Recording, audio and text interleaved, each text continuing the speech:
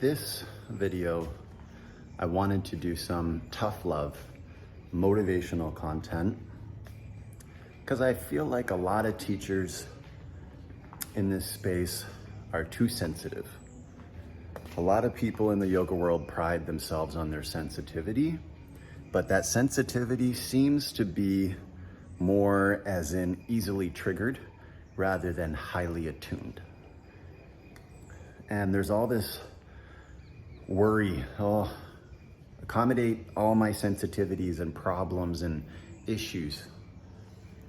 And we carry this trauma and healing and complaining and weakness into every single part of our teaching.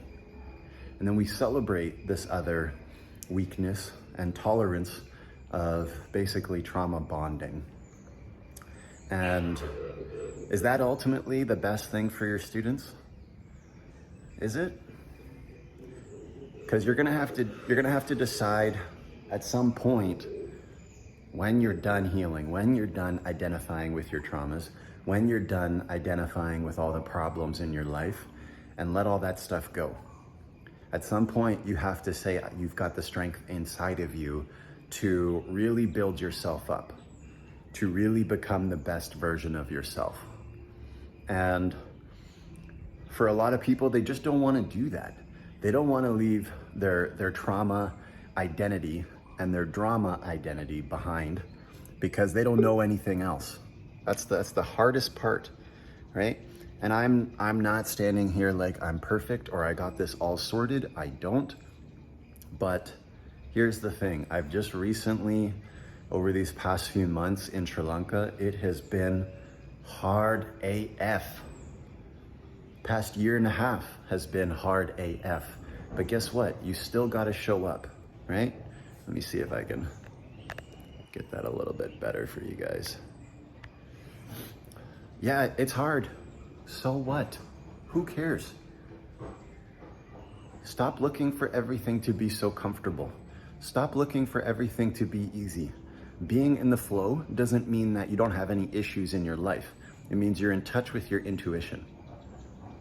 And if you're growing, guess what? You're gonna have mad growing pains. If you don't, you're not growing. Get used to it, accept it, and move on. Stop looking for everything to be so soft, so easy, everyone to be so tolerant, the world just to give you everything. The world doesn't owe you anything. The universe does, but not the world. Totally different. You have the universe inside of you. So if you're so spiritual, why don't you start channeling it? Why don't you start embodying the power of the universe within you? Instead of complaining about these statistics and this problem and this disadvantage, these are all labels that you're accepting as the truth and using as crutches to not move yourself forward. And again, I am not immune to this. I have been there and I've still got labels and crutches that I'm working on. Addictions, depressions, anxieties, right? But guess what? Those things, they suck, but I still gotta show up. I still gotta provide for my family. I still gotta support my wife and kid. I still gotta hit the gym. I still gotta do my asana. I still gotta journal. I still gotta be there for my students. It doesn't matter. Everyone's got their issues, right? And you know what? The fact that you have these things, instead of seeing them as a weakness or an anchor holding you back, transform them into your success story. Transform them into the reason why you've been able to grow and overcome things that you thought were previously impossible. Because it's totally possible. You are an energetic human being. You have incredible power. And you are here to do more than just take it easy and let things just ride through your life and just let life happen to you. You happen to life. You are here to express yourself. You are here to put yourself out there. Stop being so scared of being who you are and worrying about what other people think. Oh no, people might worry that I'm making money, I'm greedy and I'm no longer spiritual. Or they see me as I've got a good body because I hit the gym and I'm hard. You know, I work out, I put in effort. Oh no. Do you think you're going to get very far with an attitude like that? Oh, I started a business. What are people going to think? Who cares? If it's anything less than how can I support you, usually with a purchase or taking some action to make things better for you, why are they in your life? When you look at it, modern society is easier to survive than ever before. There are more economic opportunities. There are more social assistance programs. There are more economies to do something in. There are more people than ever with disposable income. We have more technology than any modern history. And if you look not even very hard, you'll find a list of people complaining about this problem, this problem, this problem, this problem. Stop giving in to those people. Stop allowing them to define your vision of the world, how your life is, how things should be.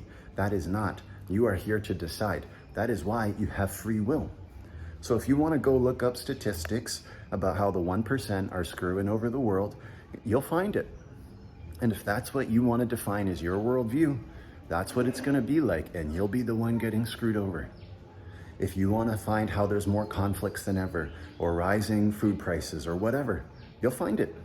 You look for it, you'll find it. This is called confirmation bias. It's inescapable. Now you might say, oh, you're just cherry picking and looking at the good things in life, right? Still confirmation bias, so you might as well use it to your advantage. This is the whole point of free will, isn't it? You have free will in your consciousness. Your consciousness defines the reality around you. It is literally measured that your feelings and your consciousness give off an electromagnetic signal that impacts the atoms, protons, neutrons, and electrons in the world around you. Physically, it's measurable. And the frequency at which you give off is directly reflected back to you. The entire universe is nothing but a mirror. As above, so below. As within, so without. As the macro, so the micro. So at what point are you going to start to take control of your life? What point are you going to decide enough is enough? Look, you're going to have a sob story. Everyone does. I do. Right? Great. Move on. In the past year, when I met my wife, shortly after I moved across the world shortly after connecting with her to date her. Shortly after we moved in together, she got pregnant, and we were both in a foreign country. We were both there on residency visas, and we were both completely new to the situation. Yeah, it was tough. It sucked, right? But once we found out, we did what we needed to do. We started getting our papers in order. We started taking actions. We started doing everything that needed to get done. And it was super hard. It cost us money when we didn't have much. It cost us a lot of stress when we didn't know what we were doing. It cost us a lot of tension between the two of us, right? But guess what? As we continued to move forward, it just got better. We got stronger. We figured it out. And, there's always the opportunity to sit there and throw your hands up and say, this is enough. This is too much. I can't do this.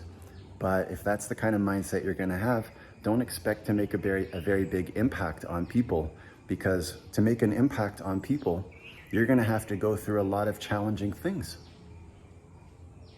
Case in point, recently I reached a huge goal for a sales figures that I had for 3 years.